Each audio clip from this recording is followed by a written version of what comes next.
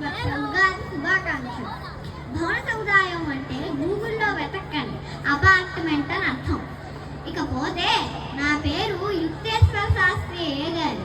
ఇవాళ ఇందాకే అసలు పంచాంగ శ్రవణం చేశారు కదా, ఇది కొసలు, అందుకే ఇది పంచాంగం.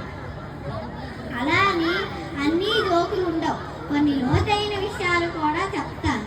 విని చివరిలో చప్పట్లు కొట్టండి చాలు. పంచాంగంలో అందరూ ఈ పాటికే అవమాన రాజపూజ్యాలు, ఆదాయ వ్యయాలు చూసుకునే ఉంటారు కదా. అసలు అవమాన రాజపూజ్యం, ఆదాయ వ్యయం మన పెద్దవాళ్ళు ఎప్పుడో తెలుగు పద్యంలో చెప్పారు. తన కోపమే తన శత్రువు, తన శాంతమే తనకు రక్ష, దయ చుట్టంబవు, తన సంతోషమే స్వర్గము, తన దుఃఖము నరకమండ్రు సత్యము సుమతి. అంటే మన ఆదాయం, మన సంతోషం శాంతం, మన దుఃఖం మన వ్యయం.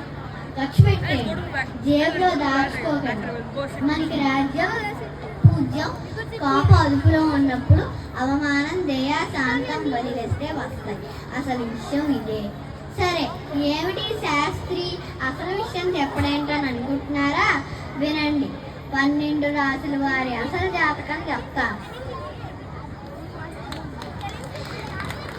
మొట్టమొదటిగా మేషం. అని అనకుండా వినడం కూడా నేర్చుకోండి, లాభదాయకం. వృషభం, కొమ్ములు వేసుకుని ముందుకు దూకడం కాకుండా ఆగి ఆలోచించి అడుగు వేయండి. ఇక మిథునం, మాటలో ప్రవర్తనలో ద్వంద్వం పనికిరాదు. కర్కాటకం, బాబోయ్ ఎండ్రపీత, క్రాప్, పట్టుకోవడం కాదు విడిచిపెట్టడం కూడా నేర్చుకోండి. సింహం, గర్జన గర్జన, ఎవరి మీద గర్జన, ఒక్కొక్కసారి జింక కూడా ఎదురు తిరుగుతుంది, ఎక్కువ గర్జించకండి. కన్య, సుకుమారం తగదు. ఈ ఏడాది రాశి వాళ్ళు కొంచెం ఫిజికల్ ఎక్సర్సైజెస్ చేయాలి. తుల, సమతుల్యం మీ రాశి గుణం, దాన్ని కోల్పోకండి. వృశ్చికం, తోకలో విషం, మాటలో అమృతం, మనసు బుద్ధి మాట కొంచెం నిర్మలంగా ఉండాలి. నాదే వృశ్చికం. ధనుస్సు, ధనుస్సు రాశి వాళ్ళు అర్జునుడి గాంధీవన్ లాంటి వాళ్ళు, ఎక్కువ పెడితే ప్రజాహితానికే వాడాలి. మకరం, గజేంద్ర మోక్షం గుర్తుందా? అందులో విష్ణుమూర్తి ఎంత ఆలస్యమైనా ధర్మమే చేస్తారు. అందులో మొసలిది చాలా అధర్మం, అందుకే అధర్మం ఎప్పుడు నష్టమే. కుంభం, నిండుకున్న తొణకదని విన్నారు కదా, అదే పాటించండి చాలు. చిట్ట చివరిగా మీనం, బావిలో కప్పలా దాక్కోకండి, బయట ప్రపంచం చాలా పెద్దగా ఉంటుంది. ఈత కూడా కొంచెం కష్టమే.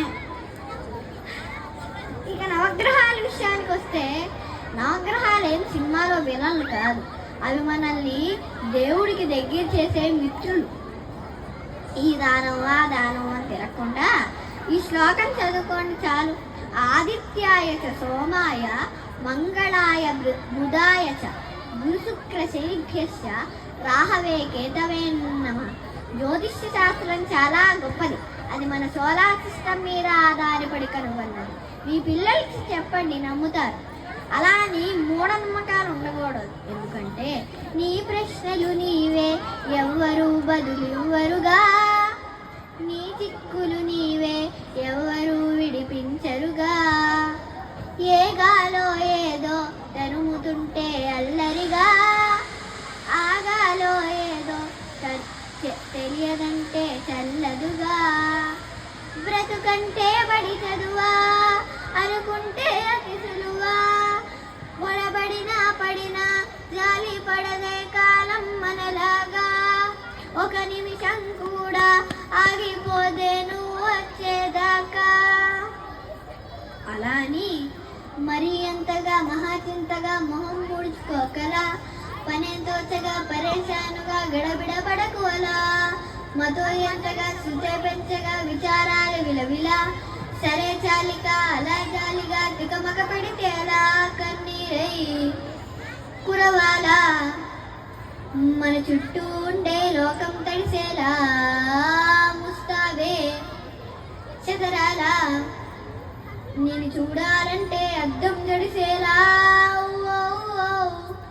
ఎక్కిళ్ళే పెట్టి ఏడుస్తుంటే కష్టం పోతుందా కదా మరెందుకు గోల అయ్యయ్యో పాపం అంటూ ఉంటే లాభం వస్తుందా వృధా ప్రయాసపడాలా బరువు అనుకుంటే బరువు సులువు అనుకుంటే సులువు బ్రతుకెలా ఉండాలో నువ్వే తెలుసుకో అనుకున్నవన్నీ ఎప్పుడు ఏదో ఒకరు అందుకీ కమ్మని కలలు సరి చూసుకో వేసవికి మామిడి పళ్ళు వానలకు ఆహరి వెళ్ళు చలికి ముగ్గుల ముంగిళ్ళు కష్టాలకిలా చిరునవ్వే చాలు చేదనగానే ఇష్టంగానే తింటున్నామంటే అదే ఉగాదని అంటాం ఏ కష్టాలైనా వచ్చే పోయే చుట్టాలనుకుంటే సదా